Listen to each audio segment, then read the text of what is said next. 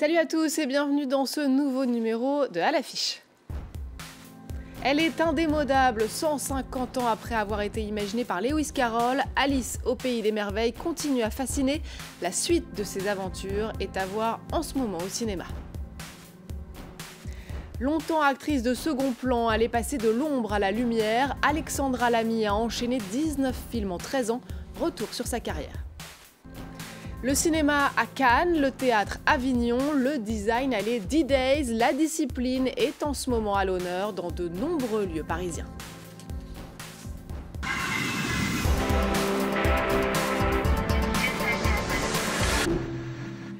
On commence donc avec l'une des plus célèbres héroïnes de la littérature jeunesse, Alice au pays des merveilles, imaginée par Lewis Carroll, adaptée par Disney.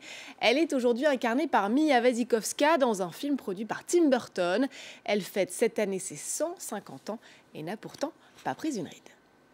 Tu t'es absentée trop longtemps, Alice. 6 ans seulement d'absence du grand écran depuis son relooking réussi par Tim Burton d'Extravagant. Il ne faut pas négliger ses amis.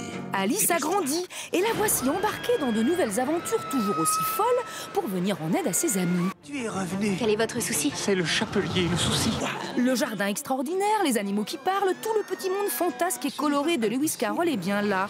Avec à sa tête la première héroïne de la littérature enfantine, imaginée il y a 150 ans déjà. Oui, c'est vous. Big pour l'époque. Elle réagit aux situations affronte et ne les subit pas. Elle les affronte et ne les subit pas. C'est une idée très moderne, donc sur bien des points, elle était en avance sur son temps. La véritable Alice, c'est elle, Alice Liddell, une fillette de 10 ans qui aime que son voisin, un professeur de maths d'Oxford, lui raconte des histoires. Pour elle, Lewis Carroll imagine le pays des merveilles, fait d'absurde et de poésie, un conte popularisé par Disney en 1951 grâce à un dessin animé inoubliable. Je verse sortir rouler, j'en marche la tête en bas et les pieds en l'air. Aujourd'hui, en image de synthèse, la magie opère toujours auprès des petits et des plus grands. Bonjour, Alice. Alice, elle passe à travers le miroir, mais nous, on passe à travers l'écran, en fait. C'est ça qui est ouf. C'est la rêverie avant tout, c'est l'imaginaire, c'est que tout est possible. Ce qui fait rêver, c'est le côté magique, le côté absurde, le côté loufoque de l'univers de Lewis Carroll. Fidèle au roman, le fantastique est mis au service de réflexions métaphysiques, notamment sur le temps qui passe. Le temps est une personne. Et qu'Alice va tenter de défier. Une Alice depuis toujours source d'inspiration dans le monde artistique. Tous les grands artistes, dessinateurs, peintres, effectivement, ont été inspirés par Alice ou le Pays des Merveilles, mais bien sûr dans le cinéma, je veux dire Matrix notamment avec Suivez le lapin, et même les Beatles, I Am the Walrus, la fameuse chanson, est inspirée par le Charpentier et le Morse, qui était évidemment de l'autre côté du miroir. Et ce n'est pas fini. En plus du film, une exposition, une comédie musicale lui sont consacrées à Paris. On peut même visiter sa maison. La vague Alice ne fait que commencer. Je n'ai pas le temps de dire au revoir, je suis en retard.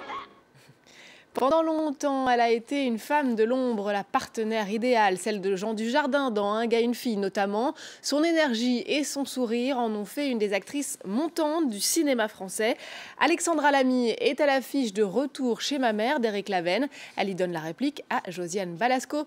Retour sur la carrière d'une actrice lumineuse. Allez Stéphanie, debout, c'est l'heure. À 40 ans, Stéphanie, divorcée, chômeuse, retourne vivre chez sa mère. Alors je t'ai déjà dit, il faut garder les fenêtres fermées, sinon princesse, elle s'échappe. Tout ça. Si Jacqueline est contente de voir sa fille revenir au bercail, la cohabitation n'est pas simple. Elle a ses petites manies de femme seule. Stéphanie découvre les parties de Scrabble par téléphone. Galéré. Nicole, t'es toujours là? J'ai galéré. Retour chez ma mère, c'est la rencontre de deux comédiennes au fort tempérament. C'est quelqu'un d'énergique, c'est quelqu'un qui a un sens du timing formidable, c'est quelqu'un qui est généreux, donc qui est généreuse. Alexandra, donc tout de suite, ça a été... Il n'y a pas de problème, on était une mère, une fille. Depuis toute petite, Alexandra Lamy sait ce qu'elle veut. À 15 ans, elle s'inscrit au Conservatoire d'art dramatique de Nîmes sans le dire à ses parents. Elle débute au théâtre en 1994 dans des petits rôles. De toute façon, il n'est pas question que je couche avec vous là-dedans. Alors ça... Quoi? Et enchaîner, enchaîner. Action! De 1999 à 2003, Un gars, une fille lui attire la sympathie du public et lui permet de décrocher des rôles importants au théâtre et au cinéma. Elle retrouve les feux de la rampe avec Théorbe en 2004. Puis 2 ans plus tard, elle partage la scène avec Jean Dujardin. C'est quoi votre style à vous? Moderne, contemporain. Bon, j'ai pas encore eu vraiment les moyens de... Je vous parle pas de la décoration, elle est nulle. Alexandra Lamy a tourné 19 films en 13 ans. Dans sa dernière pièce, La Vénus aux phacochères, la comédienne seule sur scène interprétait 3 rôles. Une performance qui ne l'effraie pas. Prochain défi, passer derrière la caméra et devenir réalisatrice. 70 lieux, 80 participants, 24 écoles représentées. Le design est à l'honneur en ce moment à Paris. Une chance pour les amateurs de découvrir des talents émergents. Alix Le Bourdon s'est rendue au musée des arts décoratifs, puis à la rencontre d'une designeuse qui a créé un café éphémère pour l'occasion. De l'autre côté du miroir, Chloé ne voit pas que son reflet.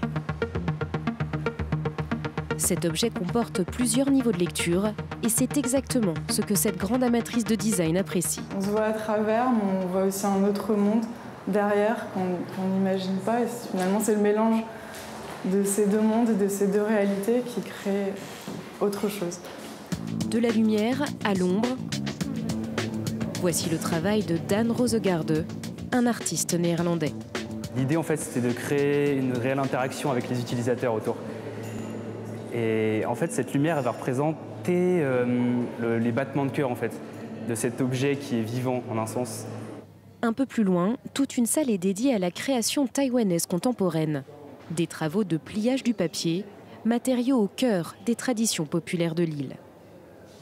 Ce n'est pas qu'une simple représentation d'un poisson, d'un animal, d'un insecte, c'est une évocation poétique. On y croirait animée, un petit peu comme dans un truc pour les enfants. Cette année, Lady Days se veulent accessibles à tous. Le souhait des organisateurs, faire comprendre que le design s'inscrit dans la vie quotidienne. Le thème de cette édition, Révolution, un clin d'œil à la révolution industrielle qui a vu naître la discipline. Mais le président de ce festival pense que les plus grands bouleversements restent à venir. Le designer, il est à l'écoute non seulement de ce que vivent les citoyens et de ce dont ils ont besoin, mais aussi il a une dimension prospective. Donc je pense qu'il va organiser le changement. Il faut l'aider un peu. Aujourd'hui, les designers ne sont pas encore assez présents dans les directions stratégiques des entreprises, dans les organigrammes de l'État, des villes. Et le festival est loin de se cantonner aux 4 murs du musée des arts décoratifs. Émilie a investi cet hôtel des bords de Seine pour y créer un café éphémère pendant 4 mois. Y sont exposés toutes sortes d'objets de design, créés par des femmes, sur le thème des femmes, comme ces bougeoirs.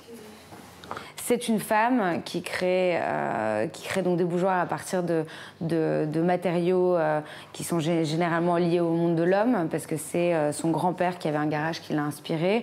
Et donc elle lie comme ça des matériaux comme le laiton à des choses beaucoup plus subtiles, et elle y amène donc une patte féminine. Parfums, sous-vêtements, savon. Le Cercle des Dianes ouvrira ses portes tous les après-midi jusqu'au 30 septembre.